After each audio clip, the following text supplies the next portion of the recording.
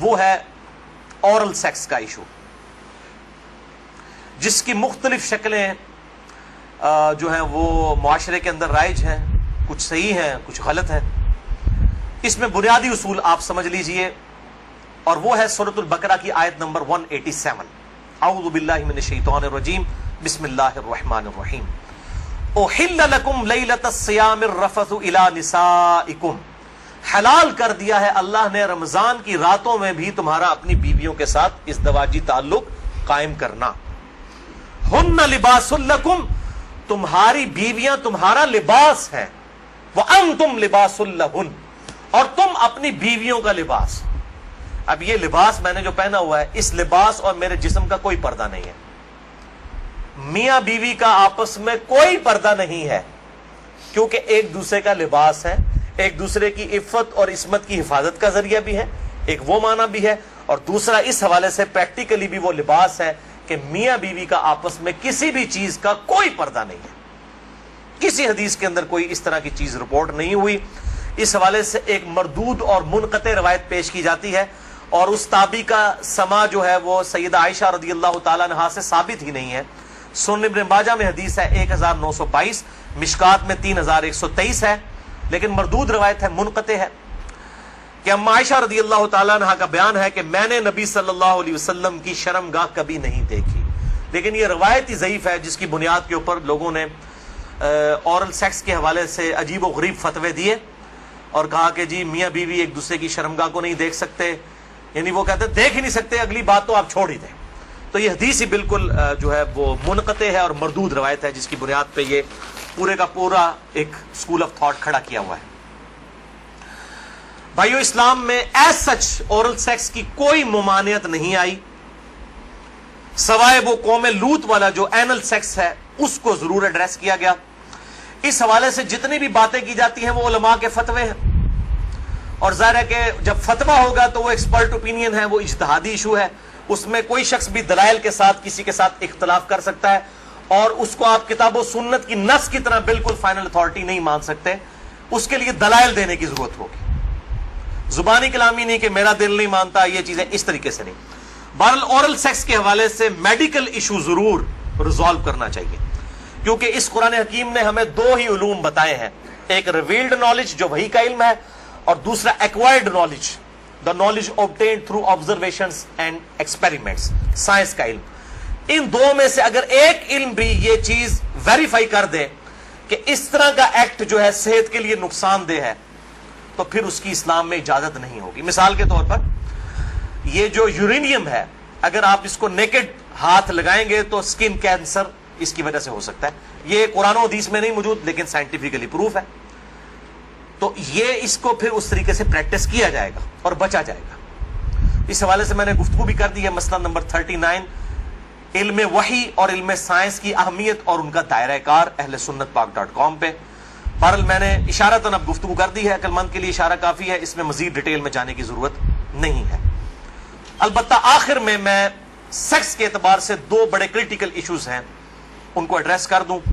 بڑے دو اہم مسائل ہیں تاکہ کوئی تشنگی باقی نہ رہے، پھر بھی اگر کسی کی کوئی تشنگی باقی رہے لیکچر کے اینڈ پہ پوچھ سکتے ہیں، یا بعد میں بھی مجھے ای میل کر سکتے ہیں mirza_95@yahoo.com۔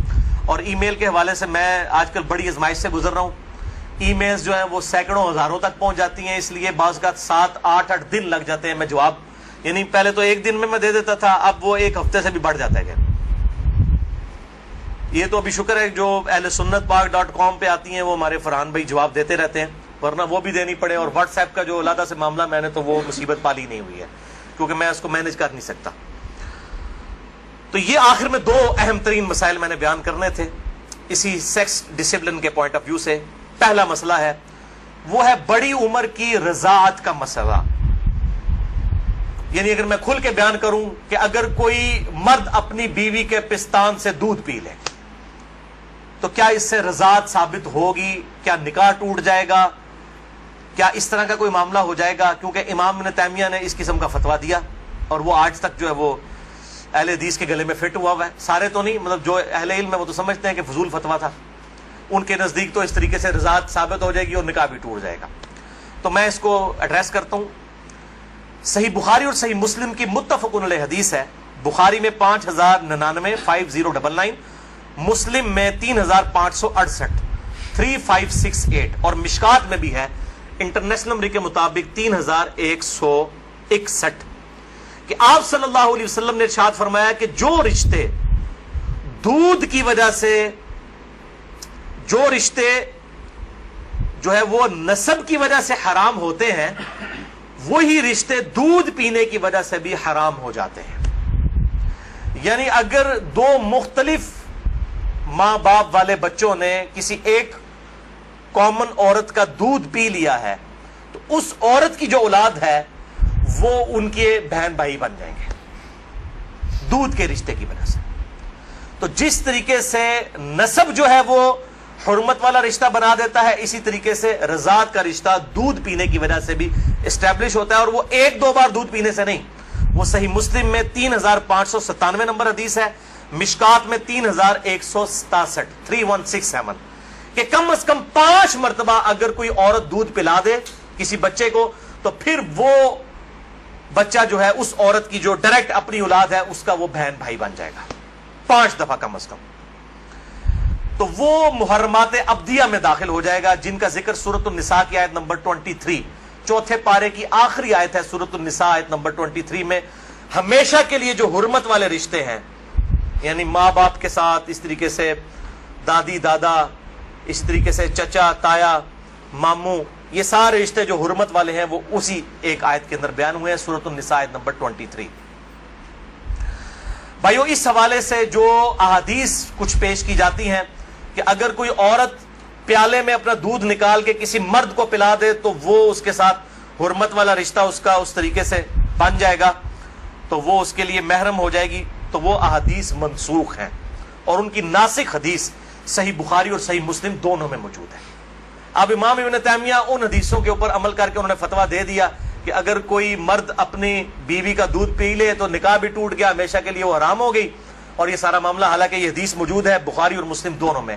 صحیح بخاری میں انٹرنیشنل نمبر کے مطابق 5102، صحیح مسلم میں 3606، اور مشکات میں 3168 3168، کہ نبی صلی اللہ علیہ وسلم نے ارشاد فرمایا الرضاعۃ من المجاعہ، کہ جو رضاعت کا رشتہ ہے یہ بھوک کی عمر تک ہے. جب بچہ بھوک کی عمر میں دودھ مانگتا ہے، یعنی زبان سے نہیں وہ مانگ سکتا، بھوک کی عمر تک رضاعت کا رشتہ رہتا ہے.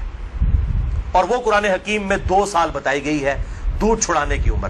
تو آپ صلی اللہ علیہ وسلم نے کلیئر کٹ فرما دیا کہ جو دودھ چھڑانے کی عمر ہے اس دوران اگر کوئی بچہ دودھ پی لے، اور وہ بھی صحیح مسلم کی حدیث کے تحت 5 مرتبہ، تو تب رضاعت کا رشتہ، دودھ کا رشتہ اسٹیبلش ہوگا، ورنہ نہیں ہوگا. تو اب جو بڑا مرد ہے وہ تو 2 سال کا تو نہیں ہے. تو اس میں ظاہر ہے کہ بالکل امپلائڈ ہے کہ اگر کوئی اس طرح کا معاملہ کر لیتا ہے تو نہ رضاعت قائم ہوگی اور نہ میاں بیوی کا آپس میں کوئی نکاح ٹوٹنے والا معاملہ ہوگا. دوسرا اہم مسئلہ آج کا آخری وہ ہے میرے بھائیوں عزل کا ایشو، یا ماڈرن لینگویج میں کنڈوم کا استعمال. عزل عربی میں کہتے ہیں الگ ہو جانے کو، یعنی جب میاں بیوی ازدواجی تعلق قائم کریں، ڈسچارج کے وقت وہ الگ ہو جائیں، اس کو کہتے ہیں عزل. اور اسی کی ماڈرن فارم جو ہے وہ کنڈوم ہے. فیملی پلاننگ کے پوائنٹ آف ویو سے بھی استعمال کرتے ہیں. اس میں کوئی شک نہیں ہے کہ مفلسی کے ڈر سے فیملی پلاننگ کرنا اسلام میں قرآن حکیم کی آیات کی روشنی میں اس کی کوئی گنجائش موجود نہیں ہے، قطعاً حرام ہے. لیکن اگر عورت کی صحت کا ایشو ہو یا اولاد کی تربیت کے پوائنٹ آف ویو سے کسی کے لیے کوئی ریسٹرکشن ہو، وہ معاملہ الگ ہے، اس کے اوپر وہ والا فتویٰ نہیں لگے گا. اور اس کے ثبوت میں 3 حدیثیں پیش کروں گا، تینوں صحیح بخاری اور صحیح مسلم سے. لیکن اس میں یاد رکھیں کہ جو لوگ اس حوالے سے مرد اپنی نس بندی کروا لیتے ہیں، یعنی سیکچولی ڈسیبل ہو جاتے ہیں ہمیشہ کے لیے، جان بوجھ کے میڈیکلی کروا لیتے ہیں، یا عورتیں اپنی یوٹرس نکلوا دیتی ہیں، اگر کوئی بیماری یا کینسر والا ایشو نہ ہو وہ الگ بات ہے کہ جی تاکہ جی ہمیشہ کے لیے معاملہ اسٹیبلش ہو جائے، یہ قطعاً حرام ہے اور بدعت کبریٰ ہے. یہ اللہ کی شریعت کو بدلنا ہے، اللہ کی تخلیق کو بدلنا ہے. سورۃ النساء نمبر 119 کے تحت یہ قطعاً حرام اور شیطانی فعل ہے. کوئی مرد جو ہے اپنے آپ کو خصی کروا لے، یا کوئی عورت اپنی یوٹرس اور ہم جو ہے وہ حمل کا جو ذریعہ ہے اس کا رحم اس کو نکلوا دے. البتہ عزل جو ہے اس کی اجازت ہے. اس کانٹیکسٹ میں 3 حدیثیں ہیں, تینوں بخاری اور مسلم سے. پہلی حدیث صحیح بخاری میں 5208, مسلم میں 3561 اور مشکات میں 3184 ہے کہ جابر بن عبداللہ کہتے ہیں رضی اللہ تعالیٰ عنہ کہ قرآن حکیم نازل ہو رہا تھا اور ہم اپنی بیویوں کے ساتھ عزل کیا کرتے تھے. اللہ تعالیٰ نے قرآن حکیم میں اسے منع نہیں فرمایا, اور جب نبی صلی اللہ علیہ وسلم کو ہمارے بارے میں خبر پہنچی کہ ہم عزل کرتے ہیں, یعنی بیویوں کے ساتھ جب صحبت کرتے ہیں تو ڈسچارج کے وقت الگ ہو جاتے ہیں تاکہ اولاد نہ ہو, تو نبی صلی اللہ علیہ وسلم نے بھی ہمیں منع نہیں فرمایا. نبی پہ تو واجب ہوتا ہے منع کرنا.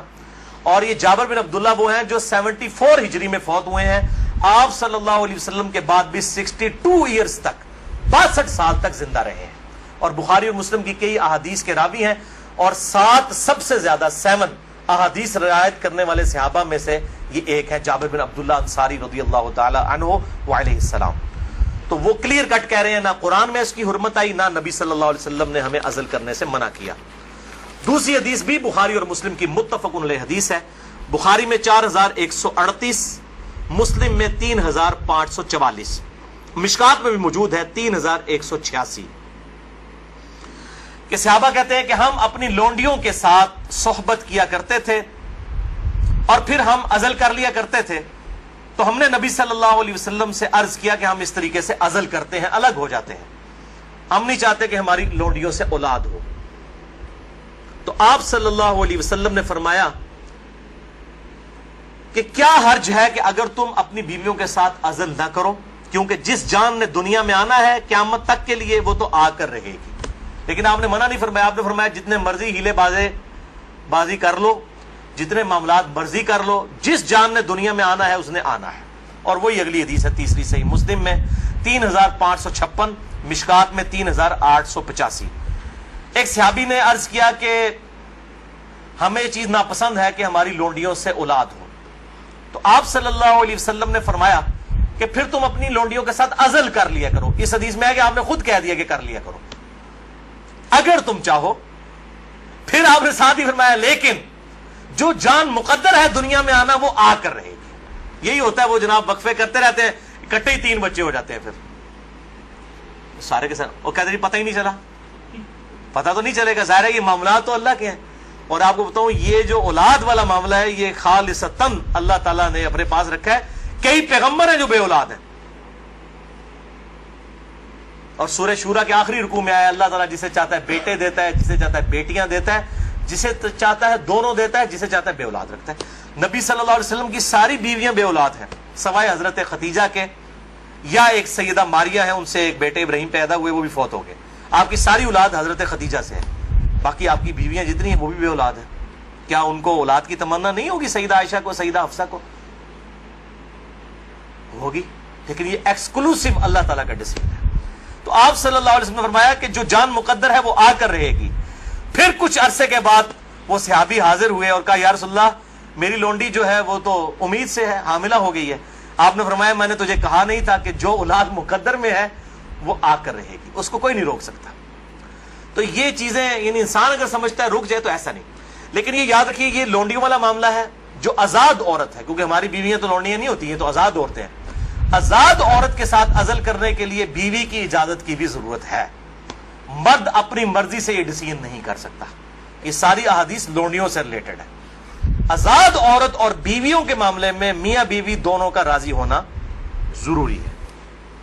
لہذا اس حوالے سے صحیح مسلم سے ایک حدیث جو پیش کی جاتی ہے اور کچھ اور روایتیں کہ عزل کرنا گویا کہ زندہ بچے کو گاڑ دینا ہے یا اولاد کا قتل ہے, وہ تمام احادیث کراہت کے اوپر مبنی ہے یا پھر وہ منسوخ تصور کی جائیں گی ان احادیث کی روشنی میں.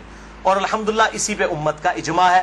عزل کے جواز کے سب لوگ قائل ہیں, جس کی ماڈرن فارم جو ہے وہ کنڈوم کا استعمال ہے. لیکن اگر ایک دفعہ پریگنینسی آئیڈینٹیفائی ہو جائے, خواہ ایک دن کی ہو, لوگ پوچھ رہے ہوتے ہیں جی علیحدہ 40 دن ہی گزرے نا جی, 40 دن کے اندر ایک دن کی بھی پریگنینسی ہو, اس کو ضائع کروانا قطعاً حرام گناہ کبیرہ ہے, اولاد کا قتل ہے, خواہ ایک دن کی ہو. کوئی اس میں نہیں ہے جی چوتھے مہینے روح ڈالی جاتی ہے. بھائی چوتھے مہینے روح ڈالی جاتی ہے تو اس سے پہلے کیا ہوتا ہے, بچہ بڑا تو ہو رہا ہوتا ہے. وہ روح کے ساتھ زندگی کا ایشو اور ہے, روح کے بغیر بھی ایک زندگی ہے, وہ ایشو اور ہے. وہ بھی تو بچہ جو ہے ایک ایمبریو سے ایک جو ہے وہ جنین سے معاملات بڑھتے بڑھتے آگے جاتے ہیں، تو وہ بھی ایک زندگی ہے، روح کے ساتھ ایک اور زندگی ہے، روح کے بغیر بھی زندگی اس کے اندر موجود ہے۔